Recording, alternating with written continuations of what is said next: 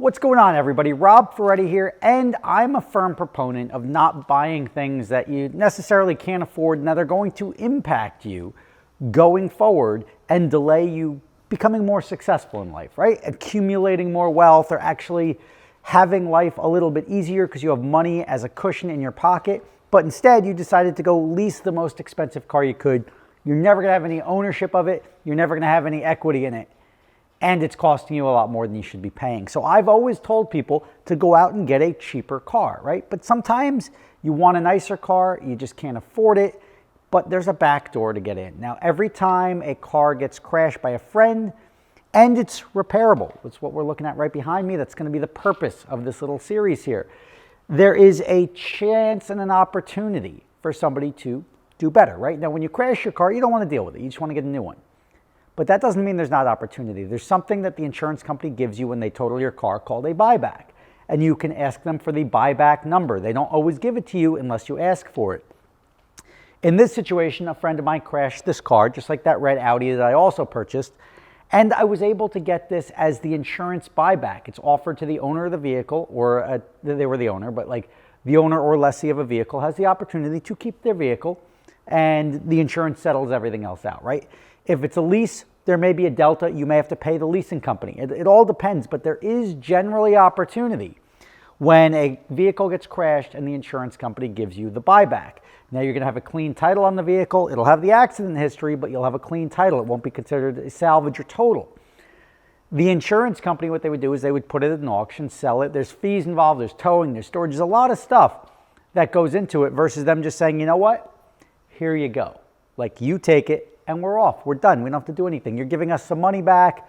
There's some middle ground there, and that's where the opportunity lies. So if you have a friend who's crashed a car and you see something like this, and I'll show you what to look for, you could have a discussion with them and be able to buy their car back and give them the cash versus the insurance company. So say in this situation, it's a $21,000 car. The insurance company gave them $21,000.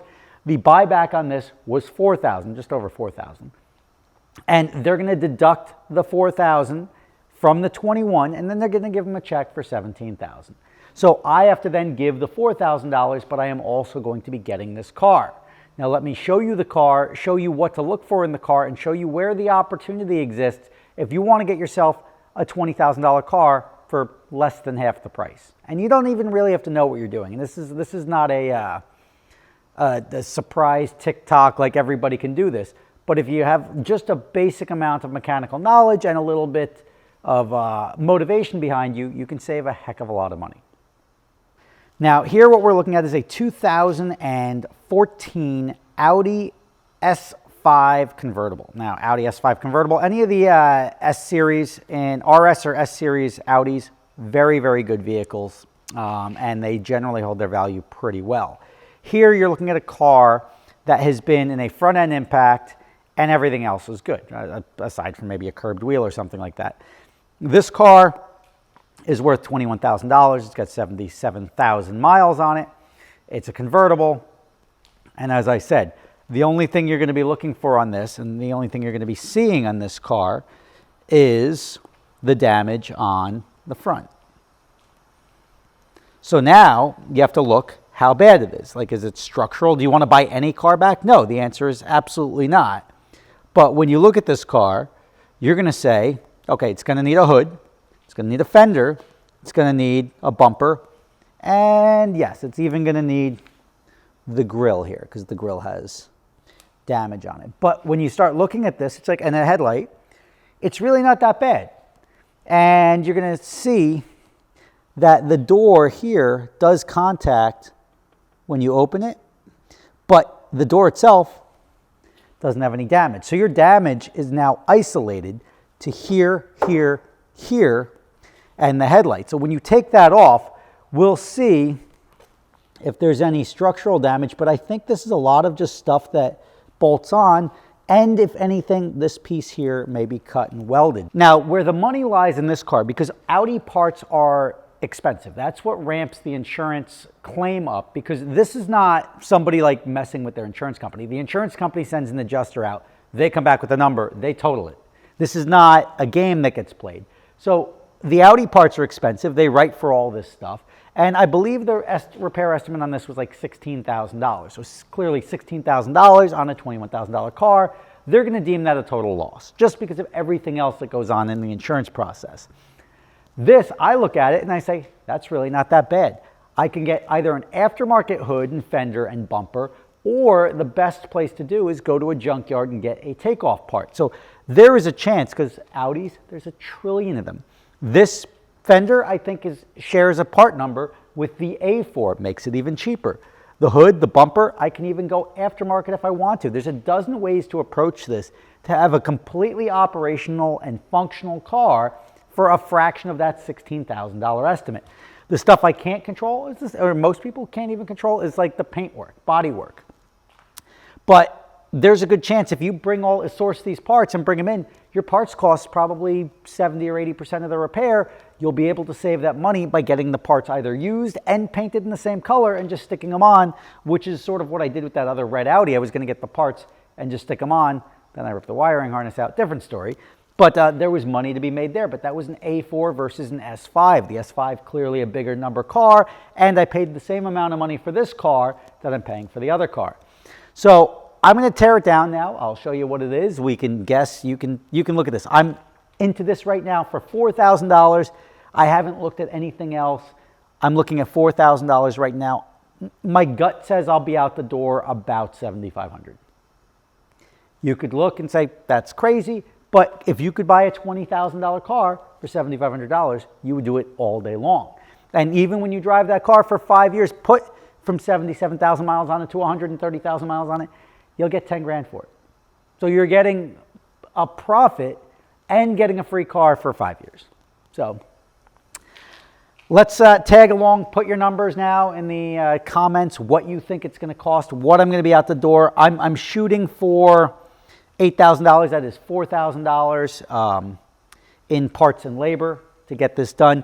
And when I say paint, let's go into Mako, right? I'm going to use one of my body shops that I have a good relationship with. I'm not going to do a retail paint job on it, but you're painting just the front end of the car on a retail job should be about $1,500, just so you can factor that in. If a guy off the street bringing in something that's already sort of prepped and ready for paint, should be about $1,500 for 3 panels. So here we go, time lapse, the tear down. We'll see what we're looking at. And I will, before I end this video, I'll show you what it looks like torn down and make sure we're still looking at my initial $4,000 estimate to get this thing done.